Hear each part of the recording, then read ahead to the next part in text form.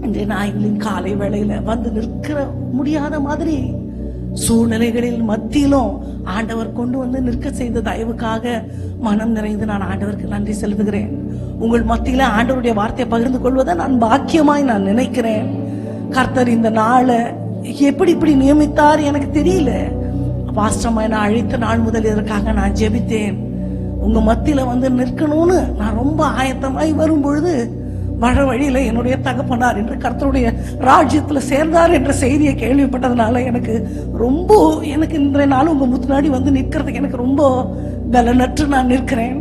ஆனாலே என் கணவர் ஒரே ஒரு வார்த்தை சொன்னார், நீ போய் ஊழியத்தை முடிச்சிட்டு வந்துரு. பாஸ்டர் மட்டும் சொல்லி டைமை ப்ரீஷெடியூல் பண்ணி நீ அந்த ஊழியத்தை முடிச்சிட்டு வந்துரு, ஊழியம் தான் முதல் முக்கியம்.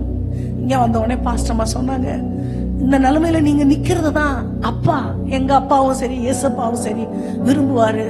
நீங்க வந்து உங்களால நீங்க எப்போ வேணுமோ நீங்க வந்து ஆண்டவருடைய வார்த்தையை சொல்லிட்டு கடந்து சொல்லுங்கன்னு சொன்னதுனால மிகவும் என்னை தானே தைரியப்படுத்தி ஆண்டவர் தான் முதல் அப்பான்னு மனசுல நினைத்து உமது சித்தத்தை நிறைவேற்றுவதுதான் எனது போஜனம் என்று மனப்பூர்வமாய் நான் ஆண்டவரை நம்பி வந்து நிற்கிறதுக்கு ஆண்டவர் எனக்கு பலன் கொடுத்தார்.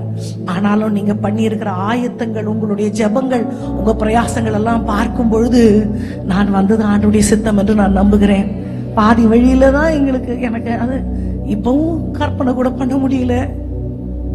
ஆனாலும் ஆண்டவர் அவருக்கு சித்தமானதை அவர் நிறைவேற்றுவார். அதை தடுக்க நம்ம யாருக்கும் பலன் இல்லை. என்ன நடந்தாலும் ஓடிக்கொண்டே ஊழியம் செய்ய வேண்டும் என்றுதான் ஆண்டவர் எங்களுக்கு நமக்கு காண்பித்திருக்கிறார்.